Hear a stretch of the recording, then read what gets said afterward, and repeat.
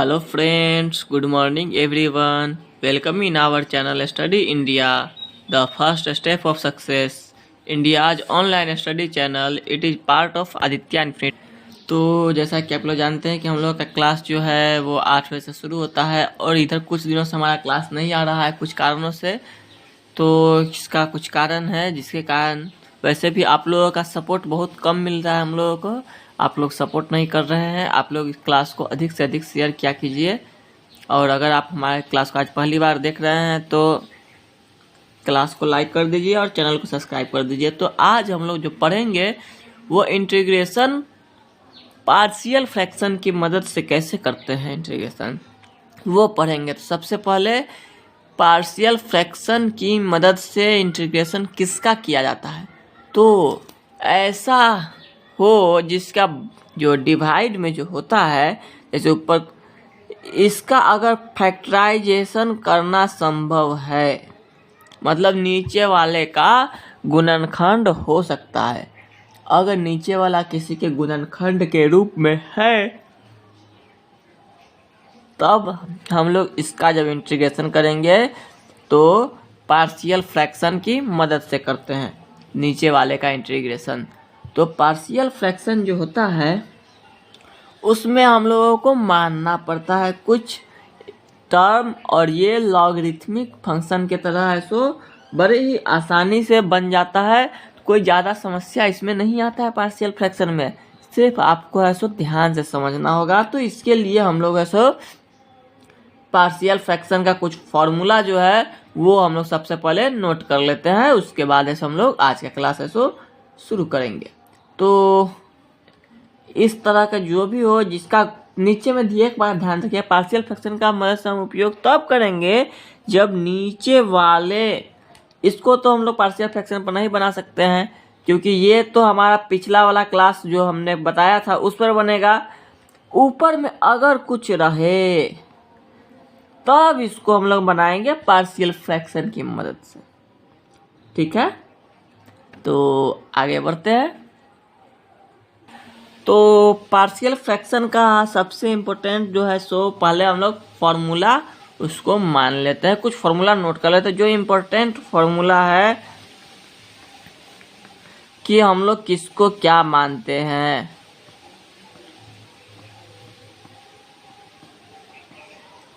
तो some important formula, पहला formula, अगर ऊपर वाला function P X plus Q by X minus A और एक्स माइनस बी के फॉर्म में है, मतलब कि नीचे वाले का गुणनखंड जब करे तो दो टर्म आ जाए पूरे, तो इस तरह के अगर क्वेश्चन मिलते हैं हमें तो हम लोग इसको मानते हैं क्या, पहले वाले को ए और दूसरे वाले को बी, और कंपैरिजन करके, इससे कंपैरिजन करके हम लोग इसके तुलना करके ए और बी का मान पता कर लेते हैं। और जब हमारा ए और बी का मान पता चल जाता है उसके बाद तो ये तो 1/a है, तो ये तो लॉगरिथमिक फंक्शन है, तो आराम से उसके बाद बन जाएगा, ठीक है। तो ये तब जब नीचे दो ही टर्म होंगे तब ये फॉर्मूला हम लोग यूज करेंगे। अगर नीचे ऊपर कोई फॉर्म में हो और नीचे किसी का होल स्क्वायर हो, ठीक है, ऐसा फॉर्म में अगर रहेगा तो क्या करेंगे, यहाँ पर ए है तो इसको हम लोग मानेंगे ए बटा एक्स माइनस ए यही रहेगा, और बी बटा एक्स माइनस ए का होल स्क्वायर मान लेते हैं। तो इस तरह से ऐसा ये भी बन जाएगा। इस फॉर्मूला पे हम लोग रख लेंगे इसको, उसके बाद कंपैरिजन करके वैल्यू निकालेंगे, ठीक है। अगर ये 3 के फॉर्म में रहा, नीचे 3 रहा, तब ऐसे रहेगा P X square plus Q X plus R X minus A X minus B X minus C, तब इसको 3 टर्म में मानेंगे। और ये बात ध्यान रखिए, अभी हम लोग इसको अच्छे से अध्ययन करेंगे, अच्छे से पढ़ेंगे इसके बारे में कि ए और बी का वैल्यू कैसे निकालते हैं। तो वो हम लोग आगे मानने वाले हैं। तो अभी फ़िलहाल आपको क्या करना है कि आपको ये फार्मूला को जो है इम्पोर्टेंट फार्मूला है इसको नोट करना है। तो इसको 3 फॉर्म में हम लोग तोड़ेंगे क्योंकि ये 3 है और इस तरह से ऐसे इसको हम लोग बनाएंगे। देखिए तो इम्पोर्टेंट इसमें ये है कि आपको तो एग्जाम में हो सकता है ये ज़्यादा चांस है कि इसी टाइप का पूछा जाता है, हल्का वाला, और नीचे वाला सब जो है सो थोड़ा सा भारी है, लेकिन कोई ज़्यादा भारी भी नहीं कह सकते हैं इसको। तो आपको सिर्फ बेसिक कॉन्सेप्ट अगर पता रहेगा तो आप किसी भी क्वेश्चन को बना सकते हैं। तो एक और फॉर्मूला है चौथा जो इम्पोर्टेंट है, अगर ऊपर वाला रहे ये, यहाँ पर पी क्यू आर जो है वो कोई अंक है, तो अंक के जगह पर कुछ भी रह सकता है।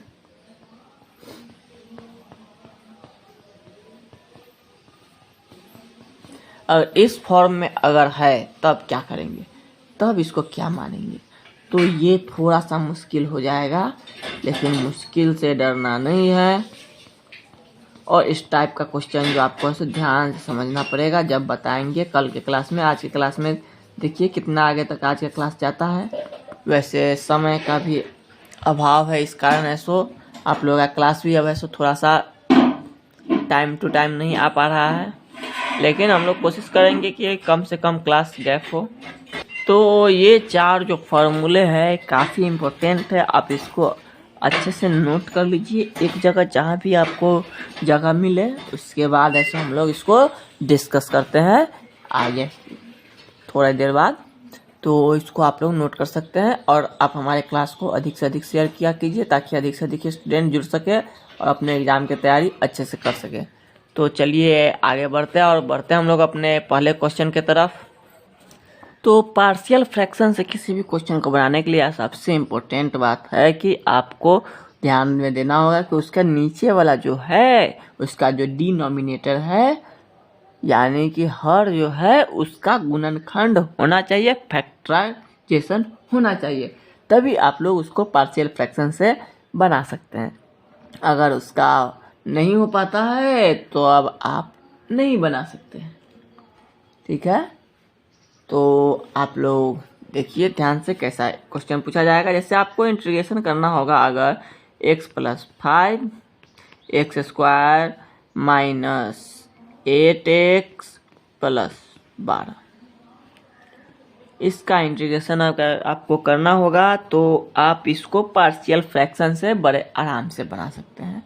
तो पार्शियल फ्रैक्शन पर ही ये बनेगा, क्योंकि नीचे वाला का जब गुणनखंड हम कर सकते हैं यहाँ पर, तो सॉल्यूशन में इसका हो जाएगा, नीचे वाले का अगर हम गुणनखंड करते हैं तो ये टूट जाएगा कितना में, देखिए 8 है जोड़ के लाना और 12, तो 6 और 2 में टूटेगा, तो इसका गुणनखंड हो जाएगा x - 6 और x - 2, ठीक है। अब ये कैसे हुआ, ये भी सोचने वाली बात है, थोड़ी सी, ज़्यादा सोचने वाली बात नहीं है, लेकिन थोड़ा सा तो सोचना है। ये कैसे हुआ, तो ये तो आपने 9th क्लास में भी पढ़ा था, गुणनखंड कैसे होता है। एक बार हम लोग देख लेते हैं गुणनखंड कैसे होता है इसका। इस तरह तोड़ते हैं, फिर इसको 6 और 2 में तोड़ेंगे, फिर गुणनखंड निकालेंगे, ठीक है। तो इस तरह से इसको बनाते हैं, तो ये हो जाता है x - 2 और x - 6, ठीक है। यहाँ पे स्क्वायर नहीं हो पाएगा, 2 ही होगा।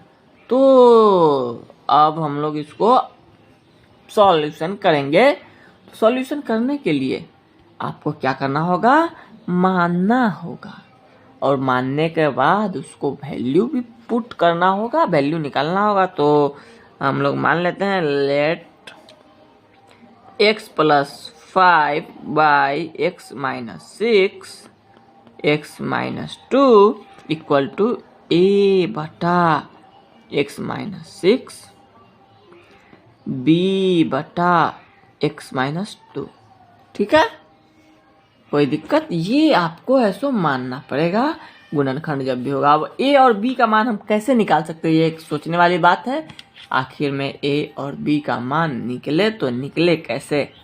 तो इसके लिए आपको ज़्यादा परेशान होने की ज़रूरत नहीं है, इस दोनों का एलसीएम आपको लेना है।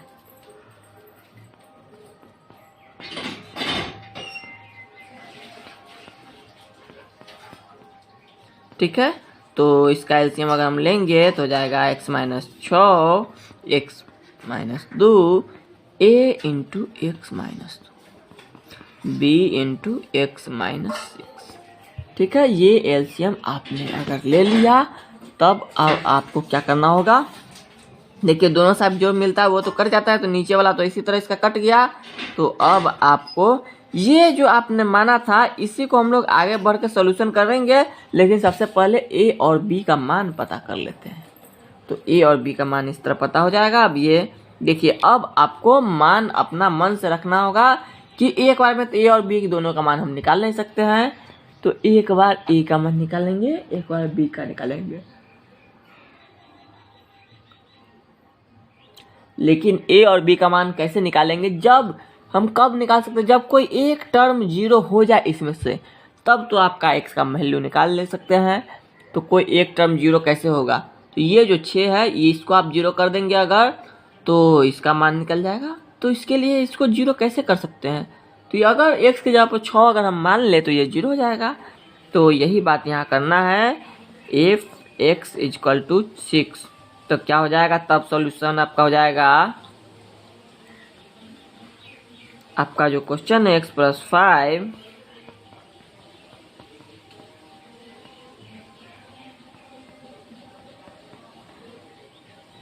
तो इसके जब अगर रखते हैं 6, क्या हो जाएगा, 6 घटाओ 2 b गुना 0। ठीक है, तो a बराबर हो गया 6 5 11, ये इधर का चल गया 4। ठीक है, ये सॉल्यूशन आपको करना पड़ेगा। तो ये सॉल्यूशन अगर आप करते हैं तब आपका है सो पार्शियल फ्रैक्शन पर a का वैल्यू इस तरह निकलेगा। अब अगर आपको b का वैल्यू निकालना है तो किसी तरह a वाले को चुप कर देना होगा। तो a का वैल्यू रखेंगे जितना है, इसका उल्टा चिन्ह रखते हैं हम हमेशा। तो ये हो जाएगा 2 जोड़ 5, 2 घटाओ 2, 2 घटाओ 6। ठीक है, तो ये तो हो जाएगा 9, ये तो हो गया 0 ही, ये हो गया -6 -4 भी। तो b बराबर क्या हो गया, -9/4। इस तरह से ऐसा हम लोग a और b का मान पता करेंगे। कैसे पता किए आपको पता है, देखिए हमने इसको धीरे धीरे बराबर कर दिया और उसके बाद कंपेयर करके a और b का मान निकालते हैं। इसी तरह आपका सिर्फ क्वेश्चन में नंबर ही बदला रहेगा, बाकी कोई चीज़ अलग नहीं रहेगा। तो आपको ध्यान देना है इस बात को। ठीक है, तो समझ में आया। अभी क्वेश्चन हमारा सॉल्यूशन हुआ नहीं है, सॉल्यूशन तो अब हम लोग करेंगे। तो ये दोनों वैल्यू को जो आपको है सो याद करना होगा। तो ऊपर में आपको हो सकता है थोड़ा सा मिटाना पड़ेगा। ये दोनों a और b का वैल्यू है सो हमको पता करना था और हमने पता कर लिया। तो अब जो हमने यहाँ पे i को जो माना था वहाँ पे हम लोग इसके जगह पर ये वैल्यू डालेंगे और इंटीग्रेशन हो जाएगा। तो चलिए इंटीग्रेशन करना शुरू करते हैं। तो हमने जो माना था इसके जगह पर कि a/x माइनस 6 b/x माइनस 2।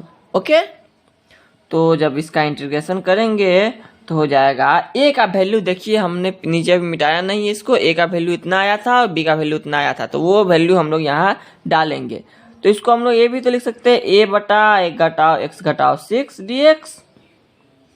ठीक है, प्लस इंटीग्रेशन 1 घटाओ x घटाओ 2 dx। इसके जगह पर ही हमको डालना है तो हम लोग इतना डाल दिए। अब a और b का वैल्यू आपको पता है। इसका इंटीग्रेशन अगर हम करेंगे तो कितना आ जाएगा, इसका इंटीग्रेशन आता है log, और यहाँ b के जगह पर 9/4, फिर से log। इस तरह से आप इस क्वेश्चन को बना सकते हैं। लॉगरिथमिक फंक्शन आता है तो क्योंकि 1/x का इंटीग्रेशन log x होता है, तो यहाँ पे 1/x प्लस कुछ है तो log ही रहेगा। अगर आपको ये बात ध्यान रखना है कि x में कुछ मल्टीप्लाई ना हो, अगर कोई मल्टीप्लिकेशन रहता है जैसे 2x + 6 रहता है तो यहाँ पर 2 से डिवाइड करना पड़ेगा। ठीक है, तो ये बात को आप लोग ध्यान में रखेंगे। तो इस तरह से आप लोग पार्शियल फ्रैक्शन को भी आप बना सकते हैं। ठीक है, कोई समस्या है तो आप कमेंट कीजिए। तो इस तरह से आप लोग है सो पार्शियल फ्रैक्शन से भी बना सकते हैं। तो ध्यान से समझिए इस क्लास को, हम लोग मिलेंगे अगले क्लास में। अगर यह वीडियो आपको पसंद आया है तो इसे लाइक कीजिए, शेयर कीजिए, कमेंट कीजिए। और अगर आप नए स्टूडेंट हैं और हमारे चैनल पर पहली बार आए हैं तो आप इस चैनल को सब्सक्राइब कर लीजिए और इसे अधिक से अधिक बच्चों तक पहुंचाइए ताकि सभी बच्चे अपने प्रिपरेशन अच्छे से कर सके। और तब तक के लिए स्वस्थ रहिए, व्यस्त रहिए, मस्त रहिए। जय हिंद।